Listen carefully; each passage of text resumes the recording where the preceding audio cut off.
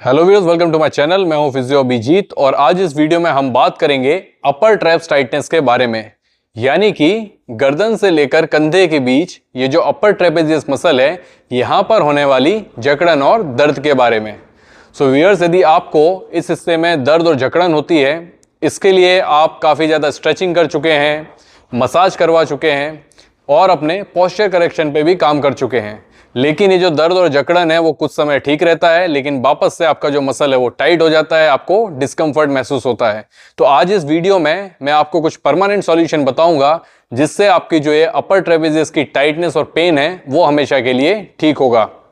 So viewers, video में आगे बढ़ने से पहले हम जानते हैं कि जो अपर ट्रेपेजियस मसल है वो टाइट क्यों होता है और जब ये टाइट हो जाता है तो टाइट ही क्यों रह जाता है। सो व्यूअर, जब आपका इस तरीके से फॉरवर्ड हेड पोस्चर होता है तो हमारा जो अपर ट्रेपेजियस मसल है वो शॉर्टेंड पोजीशन में रहता है, और इवन जब आपकी गर्दन न्यूट्रल पोजीशन में होती है तब भी हमारा जो अपर ट्रेपेजियस मसल है वो लगातार काम करता है हमारे नेक को सपोर्ट करने के लिए, हमारी स्पाइन को सपोर्ट करने के लिए।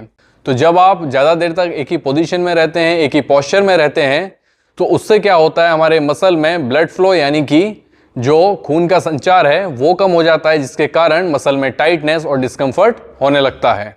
तो इससे बचने के लिए आप अपने पोस्चर को, अपनी पोजीशन को थोड़ी थोड़ी देर में बदलते रहें और जिस पोजीशन में आपको आराम मिले उस पोजीशन में आप रहें। इसके अलावा रोटेटर कफ में जब कमजोरी होती है या फिर उन मसल्स में कमजोरी होती है जो स्कैपुला को स्टेबल रखते हैं, जैसे कि सेरेटस एंटीरियर और लोअर ट्रेपेजियस, तो ऐसे में हमारा जो अपर ट्रेपेजियस मसल है वो ओवर एक्टिव हो जाता है। जब हम कोई वजन उठाते हैं या फिर हाथ को इस तरीके से ऊपर रखकर कोई भी एक्टिविटी करते हैं, यानी कि ओवरहेड एक्टिविटी करते हैं, तो यदि हम सिर्फ दूसरे मसल्स की स्ट्रेंथनिंग और स्ट्रेचिंग पर काम करेंगे तो हमारा जो अपर ट्रेपेजियस मसल है उसकी जो कैपेसिटी है, यानी कि जो क्षमता है, उसको कब बढ़ाएंगे, क्योंकि हमारा जो अपर ट्रेपेजियस मसल है वो दिन भर ओवरलोड होता है और ओवर एक्टिव होने के कारण हमें दर्द और जकड़न महसूस होती है। तो इसका सॉल्यूशन क्या है? तो हमें अपने अपर ट्रेपेजियस मसल की जो लोड बेयरिंग कैपेसिटी है, जो क्षमता है, उसे बढ़ाना होगा, जो कि हम कुछ स्ट्रेंथनिंग एक्सरसाइजेस करके बढ़ाएंगे।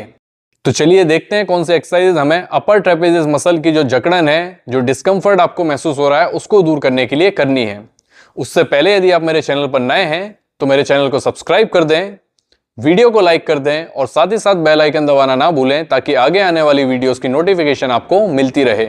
इसके अलावा यदि आप मुझसे ऑनलाइन अपॉइंटमेंट लेना चाहते हैं, ऑनलाइन ट्रीटमेंट लेना चाहते हैं, तो स्क्रीन पर दिए गए नंबर पर कॉल या व्हाट्सएप करके जरूर कांटेक्ट करें।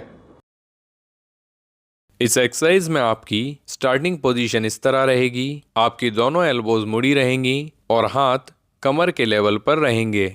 अब यहाँ से इस पोजीशन को मेंटेन करते हुए केवल अपने कंधों को ऊपर उठाएं। ऐसा करते हुए आपकी एल्बोज यानी कोहनी मुड़ी ही रहेंगी। इस एक्सरसाइज को हम मंकी श्रग्स कहते हैं।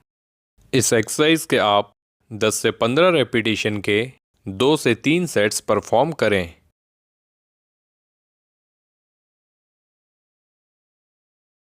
इस एक्सरसाइज में आप दीवार के पास खड़े हो जाएं, दोनों हाथों को इस तरह ऊपर ले जाएं।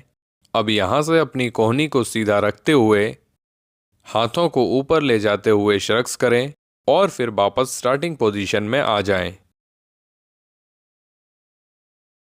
इस एक्सरसाइज को आप डंबल्स का इस्तेमाल करके प्रोग्रेस कर सकते हैं। इसे करते वक्त जितना हो सके उतनी अपनी कोहनी सीधी रखने की कोशिश करें।